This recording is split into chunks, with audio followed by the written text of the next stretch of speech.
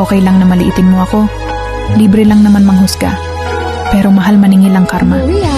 Huwag kang mag-alala. Hindi ako makikipagtalo para patunayan ang sarili ko sa'yo. Ang panahon ang magsasabi kung sino ang talagang tama at kung sino ang nagkamali. Ang mga salitang binibitawan mo at ang paraan ng pagtrato mo sa kapwa, balang araw ay babalik din sa'yo.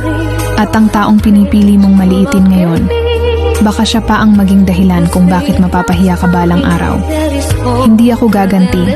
Hahayaan ko lang ang buhay at ang tadhana na gumawa ng paraan. Ang tunay na sukatan ng tao ay hindi kung paano niya tratuhin ang nasa itaas, kundi kung paano niya igalang ang kahit sino, anuman ang estado nito. Darating ang araw malalaman mong mali ka, at sa oras na yon, kakainin mo at lulunukin mo lahat ng sinabi mo sa akin.